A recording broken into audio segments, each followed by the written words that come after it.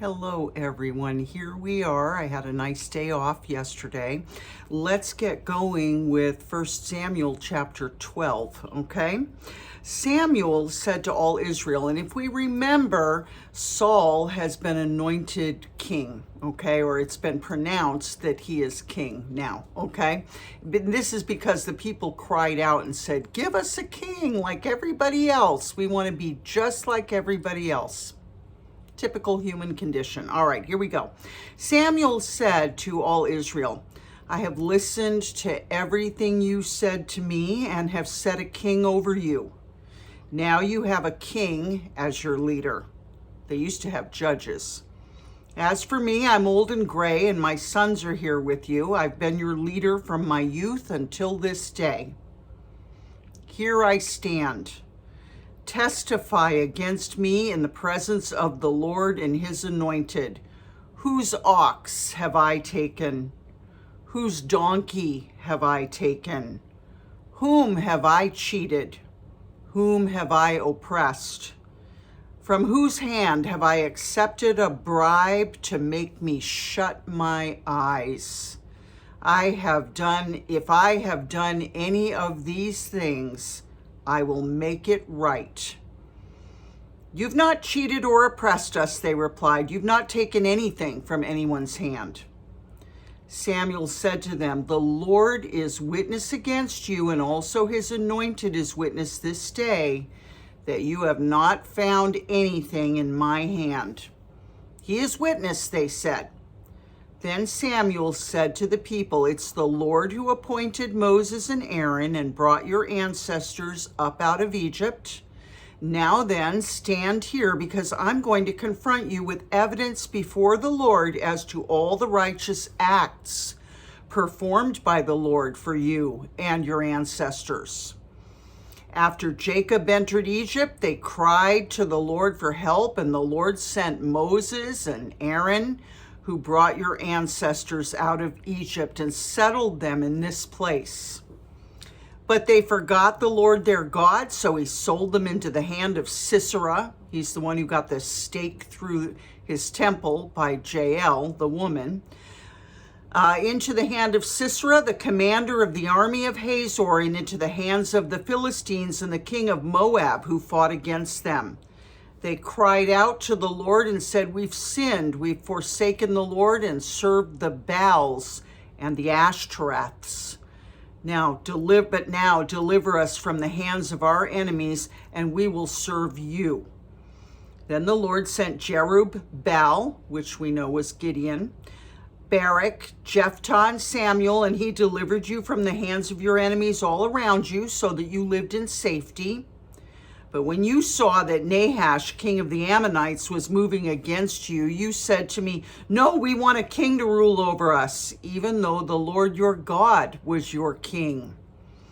Now here's the king you've chosen, the one you asked for. See, the Lord has set a king over you, and he's pointing to Saul. If you fear the Lord and serve and obey him and don't rebel against his commands, and if both you and the king who reigns over you follow the Lord your God, good. But if you don't obey the Lord and if you rebel against his commands, his hand will be against you as it was against your ancestors. Now then, stand still and see this great thing the Lord is about to do before your eyes. Is it not wheat harvest now? I'll call on the Lord to send thunder and rain, and you'll realize what an evil thing you did in the eyes of the Lord when you asked for a king. Then Samuel called on the Lord, and that same day the Lord sent thunder and rain. So all the people stood in awe of the Lord and of Samuel. The people all said to Samuel, pray to the Lord your God for your servants so that we will not die, for we've added to all our other sins the evil of asking for a king.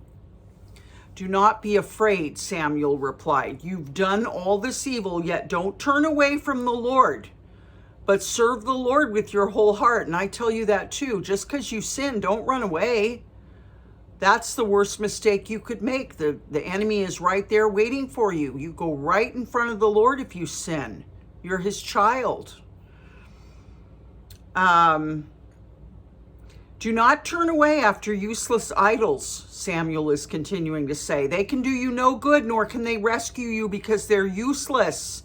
For the sake of his great name, the Lord will not reject his people because the Lord was pleased to make you his own. As for me, far be it from me that I should sin against the Lord by failing to pray for you. And I will teach you the way that is good and right. But be sure to fear the Lord and serve him faithfully with all your heart. Consider what great things he's done for you. Yet if you persist in doing evil, both you and your king will perish. Okay, 1 Samuel chapter 13. Saul was 30 years old when he became king, and he reigned over Israel for 42 years.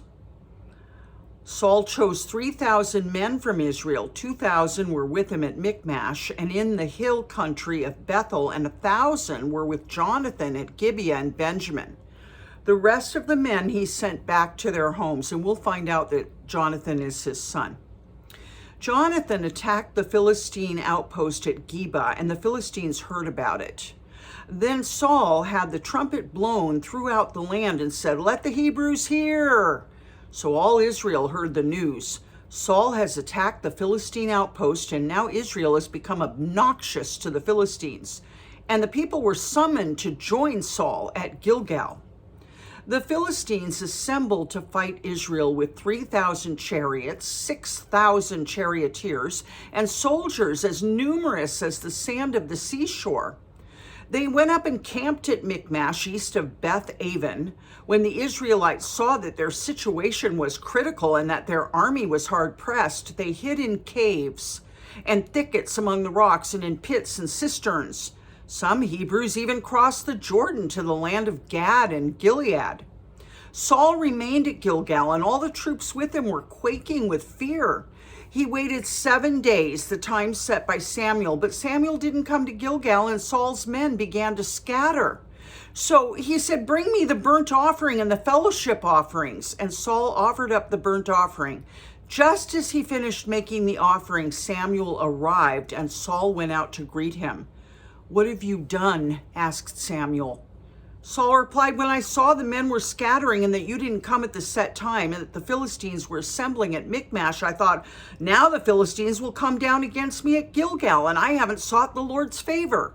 So I felt compelled to offer the burnt offering." "You've done a foolish thing," Samuel said. "You haven't kept the command the Lord your God gave you. If you had, he would have established your kingdom over Israel for all time, but now your kingdom will not endure. The Lord has sought out a man after his own heart and appointed him ruler of his people because you've not kept the Lord's command." Then Samuel left Gilgal and went up to Gibeah and Benjamin, and Saul counted the men who were with him. They numbered about 600. Saul and his son Jonathan and the men with him were staying in Gibeah and Benjamin while the Philistines camped at Michmash. Raiding parties were sent out from the Philistine camp in 3 detachments. One turned towards Ophrah in the vicinity of Shual, another towards Beth Horon, and the third towards the borderland overlooking the valley of Zeboim facing the wilderness. Not a blacksmith could be found in the whole land of Israel because the Philistines had said otherwise the Hebrews will make swords or spears. So all Israel went down to the Philistines to have their plow points, mattocks, axes, and sickles sharpened. So here's the Philistines ruling over them, and they won't allow them to have blacksmiths because they don't want them to make weapons of war. So they have to go into the Philistine towns to get their plowshares sharpened and whatever, okay? Their mattocks, axes, and sickles sharpened. The price was 2/3 of a shekel for sharpening plow points and mattocks, mattocks, and 1/3 of a shekel for sharpening forks and axes and for repointing goads. So on the day of the battle, not a soldier with Saul and Jonathan had a sword or spear in his hand. Only Saul and his son Jonathan had them. Now a detachment of Philistines had gone out to the pass at Michmash. 1 Samuel 14. One day, Jonathan, son of Saul, said to his young armor bearer, "Come, let's go over to the Philistine outpost on the other side." But he didn't tell his father, who was Saul the king. Saul was staying on the outskirts of Gibeah under a pomegranate tree in Migron, Migron. With him were about 600 men, among whom was Ahijah, who was wearing an ephod. Remember, that's the thing that the priests wear with the 12 stones that represent the 12 tribes. He was a son of Ichabod's brother Ahitub, son of Phinehas, the son of Eli, the Lord's priest in Shiloh. No one was aware that Jonathan had left. On each side of the pass Jonathan intended to cross to reach the Philistine outpost was a cliff. One was called Bozez and the other Seneh. One cliff stood to the north towards Michmash, the other to the south towards Geba. Jonathan said to his young armor bearer, "Come, let's go over to the outpost of these uncircumcised men. Perhaps the Lord will act in our behalf. Nothing can hinder the Lord from saving, whether by many or by few." "Do all that you have in mind," his armor bearer said. "Go ahead, I'm with you, heart and soul." Jonathan said, Come on then, we'll cross over towards them and let them see us. If they say to us, 'Wait there till we come to you,' we'll stay where we are and not go up to them. But if they say, 'Come up to us,' we will climb up, because that will be our sign that the Lord has given them into our hands." So both of them showed themselves to the Philistine outpost. "Look," said the Philistines, "the Hebrews are crawling out of the holes they were hiding in."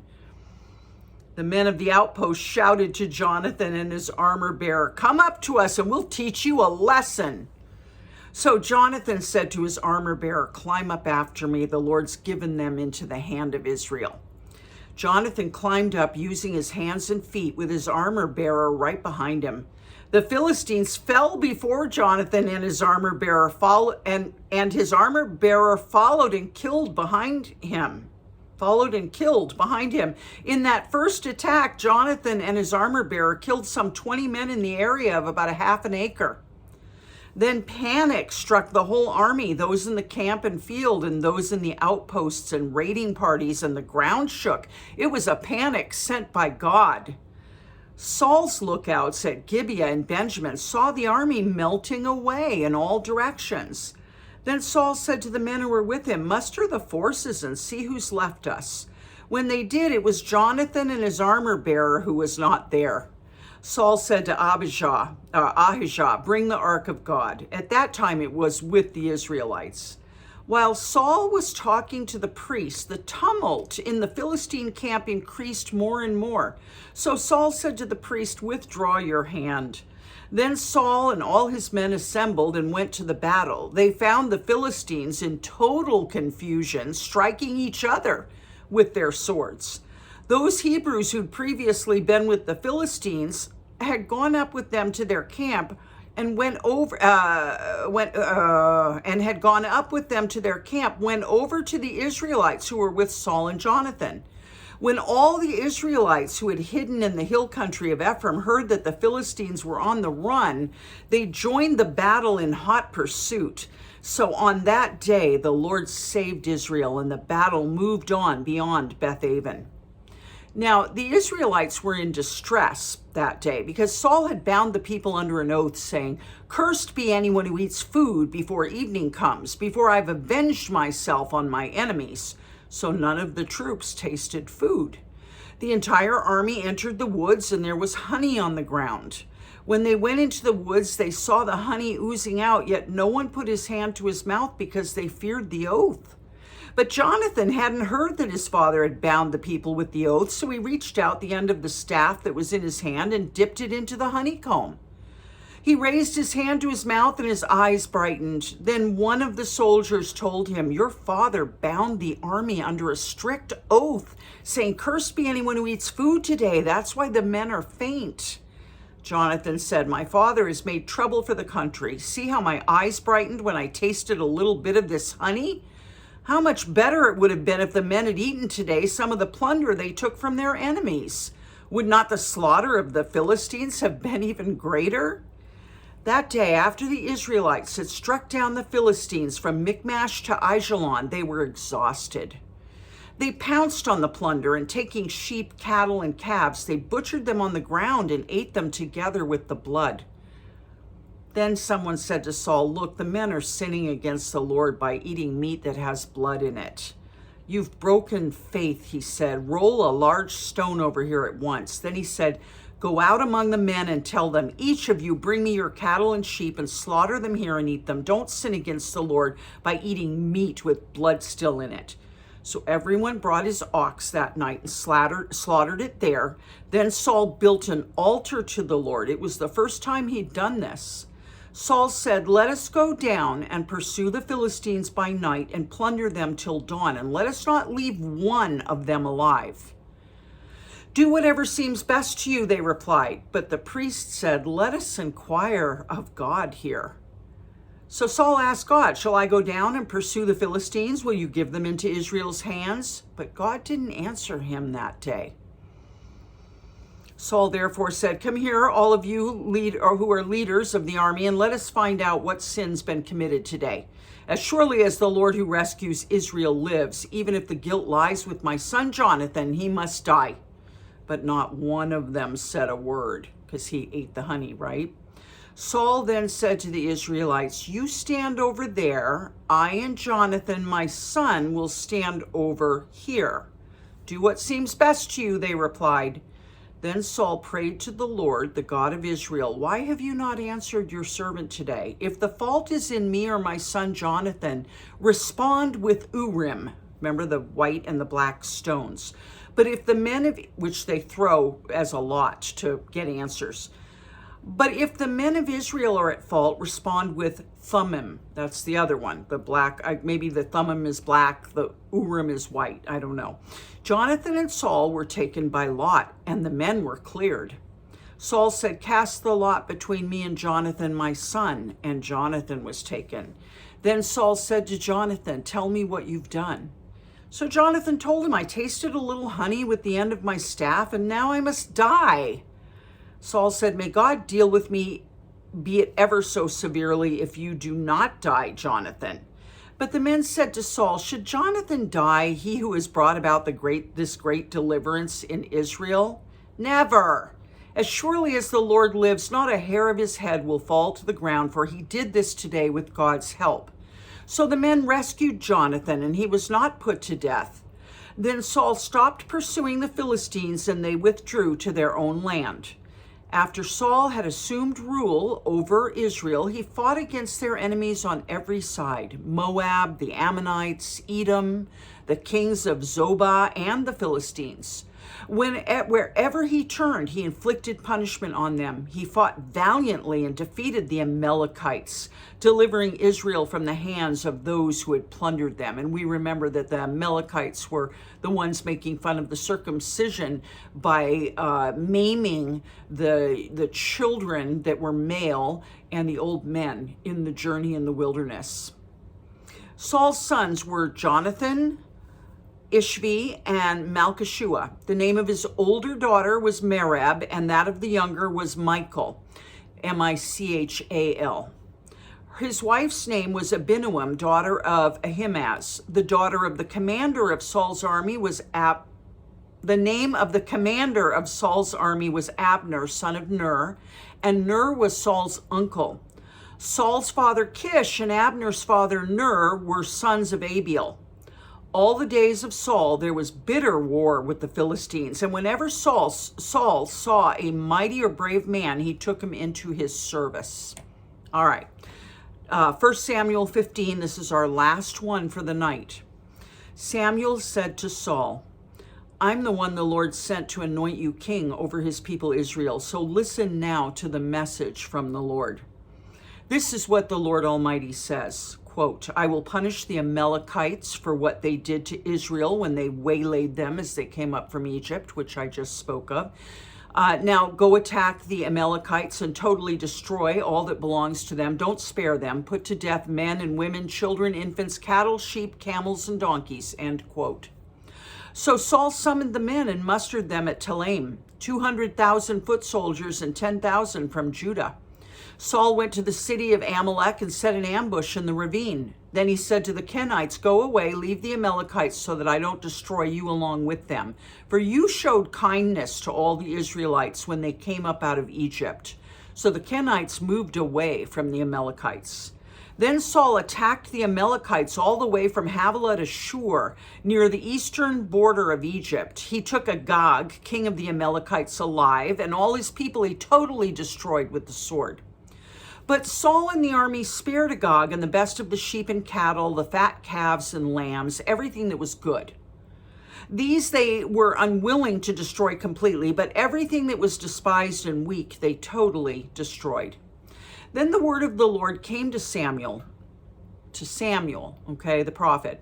I regret that I've made Saul king because he's turned away from me and hasn't carried out my instructions. Samuel was angry and he cried out to the Lord all that night. Early in the morning, Samuel got up and went to meet Saul, but he was told Saul has gone to Carmel.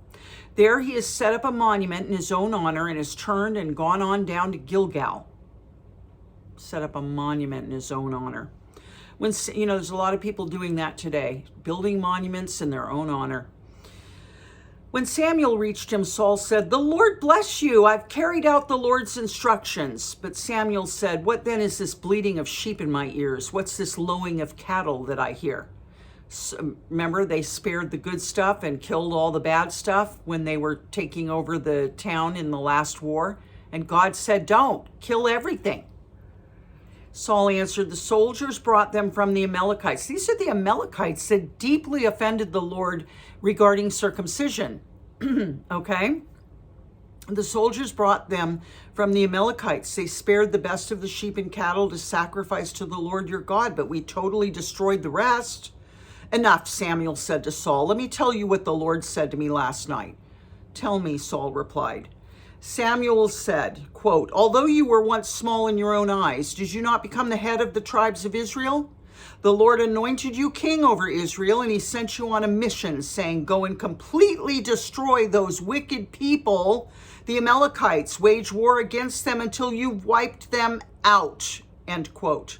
Why did you not obey the Lord? Why did you pounce on the plunder and do evil in the eyes of the Lord? "But I did obey the Lord," Saul said. "I went on the mission the Lord assigned me. I completely destroyed the Amalekites and brought back Agag, their king. The soldiers took sheep and cattle from the plunder, the best of what was devoted to God, in order to sacrifice them to the Lord your God at Gilgal." But Samuel replied, "Does the Lord delight in burnt offerings and sacrifices as much as in obeying the Lord?" In other words, he'd rather have you obey him. He doesn't care about, burnt offerings and sacrifices rather than obedience. No, God's big on obedience. "To obey is better than sacrifice, and to heed is better than the fat of rams. For rebellion is like the sin of divination, and arrogance like the evil of idolatry." Because you've rejected the word of the Lord, he's rejected you as king. Then Saul said to Samuel, "I've sinned. I violated the Lord's command and your instructions. I was afraid of the men, and so I gave in to them. Now I beg you, forgive my sin and come back with me so that I may worship the Lord." But Samuel said to him, "I will not go back with you. You've rejected the word of the Lord, and the Lord's rejected you as king over Israel." As Samuel turned to leave, Saul caught hold of the hem of his robe, and it tore. Samuel said to him, "The Lord has torn the kingdom of Israel from you today and has given it to one of your neighbors, to one better than you." And this is a reference to David. "He who is the glory of Israel doesn't lie or change his mind. He's not a human being that he should change his mind." Saul replied, "I've sinned, but please honor me before the elders of my people and before Israel. Come back with me so that I may worship the Lord your God." So he's worried about appearances. He doesn't want to be ashamed. And yet he was afraid of his men. So this guy's wishy-washy. Okay, he's not showing that strength that the Lord really does require. And it's the strength it's the boldness of truth, of courage, integrity, and Saul's not showing that in any of this. We're seeing it. So Samuel went back with Saul, and Saul worshiped the Lord. But then Samuel said, "Bring me Agag, king of the Amalekites." Agag came to him in chains, and he thought, "Surely the bitterness of death is past." In other words, he's thinking, they aren't going to kill me. I'm safe. But Samuel said, as your sword has made women childless, so will your mother be childless among women. And Samuel put Agag to death before the Lord at Gilgal. So Samuel was doing what Saul was supposed to do. Then Samuel left for Ramah, but Saul went up to his home in Gibeah of Saul. Until the day Samuel died, he did not go to see Saul again, though Samuel mourned for him, and the Lord regretted that he had made Saul king over Israel. What a terrible story. But I'm telling you, people, it's about bold integrity. It's about obedience, okay? It's not about doing what you think is right or being scared of people. If you're going to be a leader, you can't be afraid of what people think of you. Or if they, call you a brute because you're insisting on something, okay? Go wipe them all out. Oh, he's a brute. There's so much good plunder here. Why should we do that? Go do it. Okay? Or being a woman and being a leader, having people go, oh, she's really a blank blank, or she's a ball buster. It's like, when you're a leader, you have to do what the Lord says. You don't all of a sudden quail in front of the people that you're serving as a leader. You don't quail in front of the people. Okay, the people that are serving you, that you're serving as a leader. Okay, because ultimately being a leader is being a servant of all. But still, okay, you are the one that says how it's going to be, and you don't all of a sudden get scared just because there's 600 men in front of you that want something different than you. You're the leader. Okay, I love you very much. I'll see you tomorrow. We'll pick it up where we left off. I'm praying for you. Pray for me, and I will see you then. Good night. I love you.